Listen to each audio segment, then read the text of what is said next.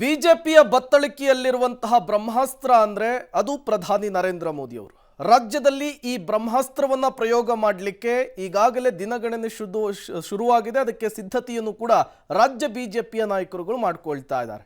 ಇದರ ನಡುವೆ ಒಂದು ಪ್ರಶ್ನೆ ವ್ಯಾಪಕವಾಗಿ ಚರ್ಚೆಗೆ ಗ್ರಾಸವಾಗ್ತಾ ಇದೆ, ಮುನ್ನೆಲೆಗೆ ಬರ್ತಾ ಇದೆ. ಮಂಗಳೂರಿನಲ್ಲಿ ನಡೆಸಬೇಕಾದಂತಹ ಸಮಾವೇಶವನ್ನ ಮೈಸೂರಿನಲ್ಲಿ ಶಿಫ್ಟ್ ಮಾಡಿದ್ದು ಯಾಕೆ ಅನ್ನೋದು ಈಗಿರುವಂತಹ ಪ್ರಶ್ನೆ. ಮೋದಿ ಸಮಾವೇಶ ಮಂಗಳೂರಿನಿಂದ ಮೈಸೂರಿಗೆ ಶಿಫ್ಟ್ ಆಗಿದ್ಯಾಕೆ ಗೊತ್ತಾ?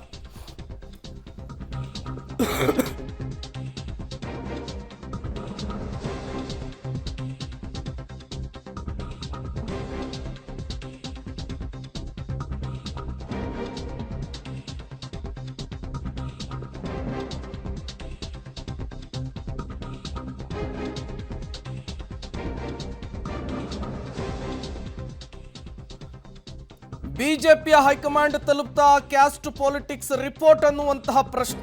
ಮೋದಿ ಜೊತೆಗೆ ದೇವೇಗೌಡರು ವೇದಿಕೆಯಲ್ಲಿ ಇರಬೇಕು ಎಂಬಂತಹ ತಂತ್ರ ಯಾಕೆ ಗೊತ್ತಾ?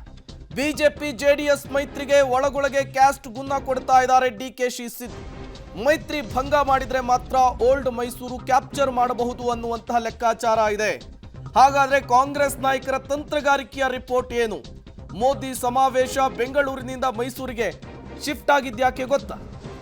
ಇದು ಈಗಿರುವಂತಹ ಪ್ರಶ್ನೆ. ಇದರ ಜೊತೆಗೆ ಆರಂಭದಲ್ಲಿ ಮಂಗಳೂರಿನಲ್ಲಿತ್ತು ಮತ್ತು ಬೆಂಗಳೂರಿನಲ್ಲೂ ಹಮ್ಮಿಕೊಂಡಿದ್ರು, ಮೈಸೂರಿಗೆ ಯಾಕೆ ಶಿಫ್ಟ್ ಆಯಿತು ಅನ್ನುವಂಥದ್ದೇ ಸದ್ಯದ ಕುತೂಹಲ. ಈ ಮೊದಲು ಮಂಗಳೂರಿನಿಂದ ಸಮಾವೇಶ ಮಾಡೋಕೆ ನಿಗದಿಯಾಗಿತ್ತು. ಮಂಗಳೂರಲ್ಲಿ ಸಮಾವೇಶ, ಬೆಂಗಳೂರಿನಲ್ಲಿ ರೋಡ್ ಶೋ ಅಂತ ಅಂದ್ಕೊಂಡಿದ್ರು. ಆದ್ರೆ ಕೊನೆ ಕ್ಷಣದಲ್ಲಿ ಬೆಂಗಳೂರಲ್ಲಿ ಬಿಜೆಪಿಯ ಬೇಸ್ ಚೆನ್ನಾಗಿದೆ ಅನ್ನೋ ಕಾರಣಕ್ಕೆ ಶಿಫ್ಟ್ ಮಾಡ್ತಾ ಇದ್ದಾರೆ ಅಂತ ಮಾಹಿತಿ. ಹಾಗಾಗಿ ಕಾಂಗ್ರೆಸ್ ತಂತ್ರವನ್ನ ವಿಫಲ ಮಾಡೋಕೆ ಮೈಸೂರಿನಿಂದಲೇ ಕ್ಯಾಂಪೇನ್ ಪ್ಲಾನ್ ಮಾಡಿದ್ದಾರೆ. ಓಲ್ಡ್ ಮೈಸೂರು ಭಾಗದಲ್ಲಿ ಮೋದಿ ಕಡೆ ದೇವೇಗೌಡರು ಇರಬೇಕು ಅನ್ನೋ ಸೂಚನೆ ಕೊಡೋದ್ರ ಮುಖಾಂತರ, ಅಷ್ಟೇ ಅಲ್ಲ ಓಲ್ಡ್ ಮೈಸೂರು ಭಾಗದಲ್ಲಿ ಇನ್ನು 2 ಮೈತ್ರಿ ಸಮಾವೇಶದ ಪ್ಲಾನ್ ಕೂಡ ಮಾಡಿದಾರಂತೆ. ಅಂದ್ರೆ ಭದ್ರತೆ ಇರುವಂತಹ ಜಾಗ, ಬಿಜೆಪಿಯ ಬೆಲ್ಟ್ ಅನ್ನಿಸ್ಕೊಳ್ಳೋ ಜಾಗವನ್ನ ಸದ್ಯಕ್ಕೆ ಬಿಡೋಣ, ಅಲ್ಲಿ ಹೇಗಿದ್ರು ನಾವು ಬರ್ತೀವಿ, ಫೋಕಸ್ ಮಾಡಬೇಕಾಗಿರೋದು ಎಲ್ಲಿ ಟಫ್ ಫೈಟ್ ಇದೆ ಮತ್ತು ಕಾರ್ಯಕರ್ತರು ಇನ್ನು ಎಲ್ಲಿ ಯಾವ ಭಾಗದಲ್ಲಿ ಜಲ್ಲಾಗಿಲ್ಲ, ಇಂತಹ ಕಡೆ ಮೈತ್ರಿಯ ಸಮಾವೇಶ ಮಾಡೋದ್ರ ಮುಖಾಂತರ ಅಥವಾ ಮೋದಿ ಫೇಸ್ ನ ತರೋದ್ರ ಮುಖಾಂತರ ಮತಗಳನ್ನ ಗಟ್ಟಿಯಾಗಿ ಸೆಳೆದಿಟ್ಕೊಳ್ಳುವ ಪ್ಲಾನಿಂಗ್ ಮುಂದಾಗಿದ್ದಾರೆ. ಅದೇ ಬೆಂಗಳೂರು ಮಂಗಳೂರು ಇದ್ದಿದ್ದು ಈಗ ನೇರವಾಗಿ ಮೈಸೂರು ಕಡೆ ಹೋಗಿದೆ. ಬೆಂಗಳೂರು ಮಂಗಳೂರಿನಲ್ಲಿ ಬಿಜೆಪಿಯ ಭದ್ರಾ ಕೋಟೆ ಅಂತಲೇ ಕರಿಬಹುದು. ಹಾಗಾಗಿ ಈಗ ಮೈಸೂರು, ಚಾಮರಾಜನಗರ ಈ ರೀತಿಯ ಭಾಗಗಳನ್ನು ನೋಡಿದಾಗ, ಮಂಡ್ಯವನ್ನು ಕೂಡ ಗಮನಿಸಿದಾಗ ಸಿದ್ದರಾಮಯ್ಯ ಶತಾಯಗತಾಯ ಅದನ್ನ ಗೆಲ್ಲೇಬೇಕು ಅಂತ ಪಣ ತೊಟ್ಟಿದ್ದಾರೆ. ಹಲವು ತಂತ್ರಗಾರಿಕೆಗಳನ್ನ ಮಾಡ್ತಾ ಇದ್ದಾರೆ. ಆ ಎಲ್ಲಾ ತಂತ್ರಗಾರಿಕೆಗಳನ್ನ ಒಂದೇ ಸಲ ಉಲ್ಟಾ ಮಾಡಬೇಕು ಅಂದ್ರೆ ಮೋದಿ ಅವರು ಇಲ್ಲಿಗೆ ಬರಬೇಕು. ಹಾಗಾಗಿ ಇಲ್ಲಿ ಒಂದು ರೋಡ್ ಶೋ ಸಮಾವೇಶವನ್ನ ಅಥವಾ ಮೋದಿ ಅವ್ರನ್ನ ಕರೆತರನ ಊರಿಗೆ ಅನ್ನುವ ಪ್ಲಾನ್ ನಲ್ಲಿ ಸದ್ಯ ಮೈತ್ರಿ ನಾಯಕರು ಇದ್ದಂಗೆ ಕಾಣಿಸ್ತಾ ಇದೆ. ವೇದಿಕೆಯಲ್ಲಿ ಮಾಜಿ ಪ್ರಧಾನಿ ಮತ್ತು ಹಾಲಿ ಪ್ರಧಾನಿ ಇಬ್ರು ಕೂಡ ಸೇರಿಸೋದ್ರ ಮುಖಾಂತರ ಕಾರ್ಯಕರ್ತರಲ್ಲಿ ಈಗಿರುವಂತಹ ಜೋಶನ್ನ ದುಪ್ಪಟ್ಟು ಮಾಡೋದು ಮತ್ತು ಇನ್ನೂ ಕೂಡ ಅಯ್ಯೋ ಅವ್ರು ಬಿಜೆಪಿ ಅವರು, ನಾವು JDS ನವರು ಆಗಿನಿಂದಲೂ ಹಾವು ಮುಂಗ್ಸಿ ಅಂತ ಈಗಲೂ ಅದು ಮುಂದುವರ್ಸ್ಕೊಂಡು ಹೋಗ್ತಾ ಇರೋ ಕಾರ್ಯಕರ್ತರಲ್ಲಿ ಅದೆಲ್ಲವನ್ನ ಬಿಟ್ಟು ಒಟ್ಟಾಗಿ ಕೆಲಸ ಮಾಡೋಕೆ ಕರೆ ಕೊಡುವಂತಹ ಒಂದು ಮೆಸೇಜ್ ಕೂಡ ಪಾಸ್ ಆಗುತ್ತೆ. ಸೊ ಇದೀಗ ಓಕೆ, ಹಾಗಾದ್ರೆ ಮೋದಿ ಮೈಸೂರು ಗೇಮ್ ಯಾವ ರೀತಿ ಇದೆ ನೋಡ್ತಾ ಹೋಗೋಣ.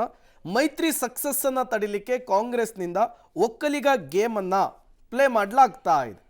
ಇದನ್ನ ಈಗ ಉಲ್ಟಾ ಮಾಡಬೇಕು ಅನ್ನುವಂತಹ ನಿಟ್ಟಿನಲ್ಲಿ ಮಾಜಿ ಪ್ರಧಾನಿ ಮತ್ತು ಹಾಲಿ ಪ್ರಧಾನಿ ಇಬ್ಬರು ಕೂಡ ಒಂದೇ ವೇದಿಕೆಯಲ್ಲಿ ಇರಬೇಕು ಅಂತೇಳಿ ಸಿದ್ದು DK ಗೇಮ್ ಚೇಂಜ್ ಅನ್ನುವಂತಹ ಏನಿದೆ ರಿಪೋರ್ಟು, ಅದನ್ನು ಈಗಾಗಲೇ ಹೈಕಮಾಂಡ್ ತರಿಸಿಕೊಂಡಿದೆ. ಹಾಗಾಗಿಯೇ ಮಂಗಳೂರಿನಿಂದ ಮೈಸೂರಿಗೆ ಈ ರ್ಯಾಲಿ ಶಿಫ್ಟ್ ಆಗಿರುವಂಥದ್ದು. ಜೊತೆಗೆ ಜಾತೀಯ ಅಸ್ತ್ರದಿಂದ ಒಕ್ಕಲಿಗ ವಿಭಜನೆಯನ್ನು ತಡೆಯಲಿಕ್ಕೆ ಬಿಜೆಪಿ ಗೇಮ್ ಪ್ಲಾನ್ ಅನ್ನು ಕೂಡ ಮಾಡಿಕೊಂಡಿದೆ. ಒಕ್ಕಲಿಗ ಕಾರ್ಡ್ ಪ್ಲೇ ಜೋರಾಗುವ ಮೊದಲೇ ಮೋದಿ ಅಸ್ತ್ರವನ್ನು ಪ್ರಯೋಗ ಮಾಡಲಿಕ್ಕೂ ಕೂಡ ಬಿಜೆಪಿ ತಂತ್ರವನ್ನು ಮಾಡಿಕೊಂಡಿರುವಂಥದ್ದು. ಮಾಜಿ ಪ್ರಧಾನಿ ದೇವೇಗೌಡರ ಜೊತೆಗೆ ಮೋದಿಯಿಂದ ಕ್ಯಾಂಪೇನ್ ಲಾಂಚ್ಗೂ ಕೂಡ ಪ್ಲಾನ್ ಅನ್ನು ಮಾಡಿಕೊಳ್ಳಲಾಗ್ತಾ ಇದೆ. ಈ ಮೂಲಕ ನಾವಿಬ್ಬರೂ ಕೂಡ ಒಟ್ಟಿಗೆ ಹೋಗ್ತೇವೆ, ಮೈತ್ರಿ ಧರ್ಮವನ್ನು ಪಾಲನೆ ಮಾಡ್ತೇವೆ ಅನ್ನುವಂತಹ ವಿಚಾರವನ್ನು ಪ್ರಸ್ತಾಪಿಸಲಾಗ್ತಾ ಇದೆ.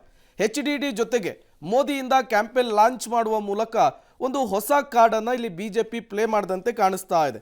ಮೈಸೂರನ್ನು ಫಿಕ್ಸ್ ಮಾಡಿ ಹಾಸನ, ಮಂಡ್ಯ, ಚಾಮರಾಜನಗರ ಕ್ಷೇತ್ರಗಳೇ ಟಾರ್ಗೆಟ್ ಅನ್ನುವಂತಹ ಸಂದೇಶವನ್ನು ಕೂಡ ಬಿಜೆಪಿಯ ನಾಯಕರು ಇವತ್ತಿನ ಈ ಒಂದು ಸಮಾವೇಶದ ಮೂಲಕ ಒಂದು ಸಂದೇಶವನ್ನು ರವಾನಿಸ್ತಾ ಇದ್ದಾರೆ. ಅಷ್ಟೇ ಅಲ್ಲ, ಬೆಂಗಳೂರು ಸುತ್ತಮುತ್ತಲಿನ ಕ್ಷೇತ್ರಗಳು ಕೂಡ ಮೋದಿಯ ಕ್ಯಾಂಪೇನ್ ಮಾಡಲಿಕ್ಕೆ ರಾಜ್ಯ ಬಿಜೆಪಿ ಪ್ಲಾನ್ ಅನ್ನು ಮಾಡಿಕೊಂಡಿದೆ.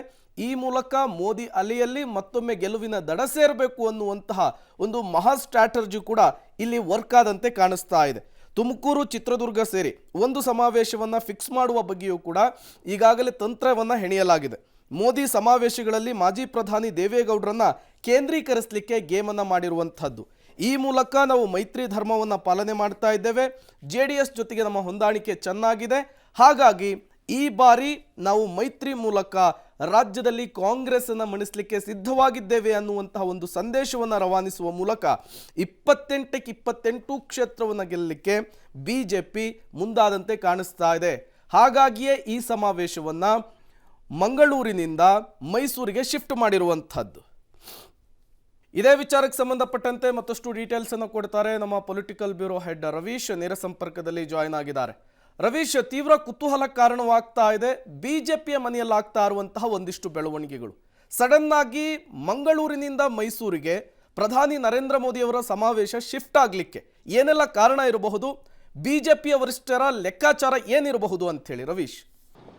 ಪ್ರಮುಖವಾಗಿರ್ತಕ್ಕಂಥದ್ದು ಈ ಮೊದಲ ಹಂತದ ಚುನಾವಣೆಯ ಸಂದರ್ಭದಲ್ಲಿ ಹಳೆ ಮೈಸೂರು ಭಾಗದ 11 ಕ್ಷೇತ್ರಗಳು ಕೂಡ ಬರುತ್ತೆ. ಅಂದರೆ 14 ಕ್ಷೇತ್ರಗಳ ಮೊದಲ ಹಂತದ ಚುನಾವಣೆಯಲ್ಲಿ 11 ಕ್ಷೇತ್ರಗಳು ಹಳೆ ಮೈಸೂರು ಭಾಗಕ್ಕೆ ಸೇರಿರ್ತಕ್ಕಂಥದ್ದು. ಹಾಗಾಗಿ ಇಲ್ಲಿ ಮೈತ್ರಿ ಒಂದು ರೀತಿಯಲ್ಲಿ ಬಹಳ ಮಹತ್ವದ್ದಾಗಿದೆ. ಯಾವ ಕಾರಣಕ್ಕೋಸ್ಕರವಾಗಿ ಈ ಒಂದು ಮೈತ್ರಿಯನ್ನು ಮಾಡಿಕೊಂಡ್ರು BJP ಮತ್ತು JDS, ಅದು ಸಫಲ ಆಗಬೇಕು ಅಂದರೆ ಆ ಒಂದು ಕಾಂಗ್ರೆಸ್ನ ಸ್ಟ್ರಾಟಜಿಯನ್ನು ಉಲ್ಟಾ ಮಾಡಬೇಕು ಅನ್ನೋದು BJP ಹೈಕಮಾಂಡ್ನ ಪ್ರಯತ್ನ ಆಗಿದೆ. ಯಾಕೆಂದರೆ ಈಗ ವಾರ್ಫೀಲ್ಡ್ ಇರ್ತಕ್ಕಂಥ ಹಿನ್ನೆಲೆಯಲ್ಲಿ ಪ್ರತಿದಿನವೂ ಕೂಡ ಎದುರಾಳಿಗಳ ರಿಪೋರ್ಟನ್ನು ಆಗಿಂದಾಗೆ ತರಿಸ್ಕೊಳ್ಳುತ್ತೆ BJP ಹೈಕಮಾಂಡ್. ಕೇವಲ BJP ಅಷ್ಟೇ ಅಲ್ಲ, ಎಲ್ಲ ಪಕ್ಷಗಳು ಕೂಡ ತರಿಸ್ಕೊಳ್ಳುತ್ತೆ.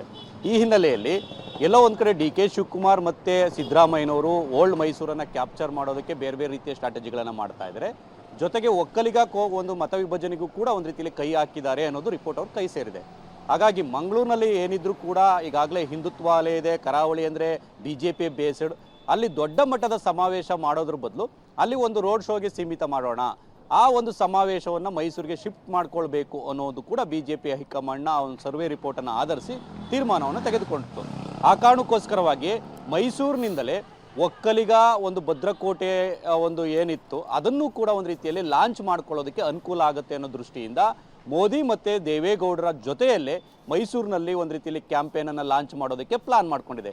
ಈ ಮೂಲಕ 11 ಕ್ಷೇತ್ರಗಳ ಜೊತೆ ಇಂಪ್ಯಾಕ್ಟ್ ಆಗೋದ್ರ ಜೊತೆಗೆ ಎಲ್ಲೋ ಒಂದು ಕಡೆ ಆ ಒಂದು DK ಶಿವಕುಮಾರ್ ಮತ್ತು ಸಿದ್ದರಾಮಯ್ಯ ಅವರು ಏನು ಕಾರ್ಡನ್ನು ಪ್ಲೇ ಮಾಡ್ತಾ ಇದ್ದಾರೆ, ಅಂದರೆ ನಾವು 7 ಜನಕ್ಕೆ ಒಕ್ಕಲಿಗ ಒಂದು ಅಭ್ಯರ್ಥಿಗಳಿಗೆ ಟಿಕೆಟನ್ನು ಕೊಟ್ಟಿದ್ದೇವೆ ಅಂತ.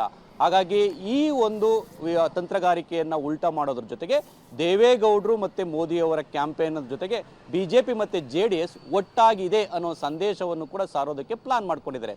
ಕೇವಲ ಮೈಸೂರು ಅಷ್ಟೇ ಅಲ್ಲ, ಬೆಂಗಳೂರು ಸುತ್ತಮುತ್ತ ಸೇರಿ ಒಂದು ಸಮಾವೇಶ ಮೋದಿಯವರ ನೇತೃತ್ವದಲ್ಲಿ, ಮತ್ತು ತುಮಕೂರು, ಚಿತ್ರದುರ್ಗ ಈ ಒಂದು ಏರಿಯಾ ಭಾಗವನ್ನು ಸೇರಿ ಒಂದು ಸಮಾವೇಶವನ್ನು ಮಾಡೋದಕ್ಕೂ ಕೂಡ ಪ್ಲಾನ್ ಮಾಡಿದ್ದಾರೆ. ಹಾಗಾಗಿ ಎಲ್ಲ ಒಂದು ಕಡೆ ಒಕ್ಕಲಿಗ ಕ್ಯಾಪ್ಚರ್ಗೆ ಒಂದು ರೀತಿಯಲ್ಲಿ ವಾರ್ ನಡೀತಾ ಇದೆ ಅಂತ ಕೂಡ ಸ್ಪಷ್ಟವಾಗಿ ಹೇಳ್ಬೋದಾಗಿದೆ. ಇದು ಎಷ್ಟರ ಮಟ್ಟಿಗೆ ಸಕ್ಸಸ್ ತಂದು ಕೊಡುತ್ತೆ ಅಂತ ಕೂಡ ಕಾದು ನೋಡಬೇಕಾಗತ್ತೆ. ಯಾಕೆಂದರೆ 2023ರ ಚುನಾವಣೆಯ ಸಂದರ್ಭದಲ್ಲಿ ಹಳೆ ಮೈಸೂರು ಭಾಗದಲ್ಲಿ ದೊಡ್ಡ ಮಟ್ಟದಲ್ಲಿ ಕ್ಯಾಪ್ಚರ್ ಮಾಡಿತ್ತು. ಅಂದರೆ 89ರಿಂದ 91 ಕ್ಷೇತ್ರಗಳಿತ್ತು ಹಳೆ ಮೈಸೂರು ಭಾಗದ ವಿಧಾನಸಭಾ ಕ್ಷೇತ್ರಗಳು. ಹಾಗಾಗಿ ಜಾಸ್ತಿ ಸ್ಥಾನಗಳನ್ನು ಕಾಂಗ್ರೆಸ್ ಗೆದ್ದುಕೊಂಡಿತ್ತು. ಸುಮಾರು 15 ಕ್ಷೇತ್ರಗಳಲ್ಲಿ BJP JDSಗೆ ಹೊಡೆತ ಕೊಟ್ಟಿತ್ತು. BJP ಅಭ್ಯರ್ಥಿ ದೊಡ್ಡ ಮಟ್ಟದ ಓಟನ್ನು ತೆಗೆದುಕೊಂಡಿರತಕ್ಕಂಥ ಕಾರಣದಿಂದಲೇ JDS ಹಳೆ ಮೈಸೂರು ಭಾಗದಲ್ಲಿ ಸೋಲನ್ನು ಒಪ್ಕೊಂಡಿತ್ತು. ಹಾಗಾಗಿ ಈ ಬಾರಿ ಆ ರೀತಿಯ ಪರಿಸ್ಥಿತಿ ಇಲ್ಲ.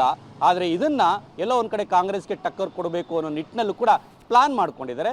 ಈ ಪ್ಲಾನ್ ಎಷ್ಟರ ಮಟ್ಟಿಗೆ ಸಕ್ಸಸ್ ಆಗುತ್ತೆ ಅಂತ ಕೂಡ ಕಾದು ನೋಡಬೇಕು. ಆ ಕಾರಣಕ್ಕೋಸ್ಕರವಾಗಿ ಮೋದಿಯವರ ಸಮಾವೇಶವನ್ನು ಆ ಮಂಗಳೂರಿನಿಂದ ಮೈಸೂರಿಗೆ ಶಿಫ್ಟ್ ಮಾಡಿರ್ತಕ್ಕಂಥದ್ದು. ಮಂಗಳೂರಿನಲ್ಲಿ ಕೇವಲ ರೋಡ್ ಶೋನ್ ಮಾತ್ರ ಸೀಮಿತ ಮಾಡಿರ್ತಕ್ಕಂಥದ್ದು. Prem. Okay, thank you Ravish ತಮ್ಮೆಲ್ಲ ಮಾಹಿತಿಗಾಗಿ.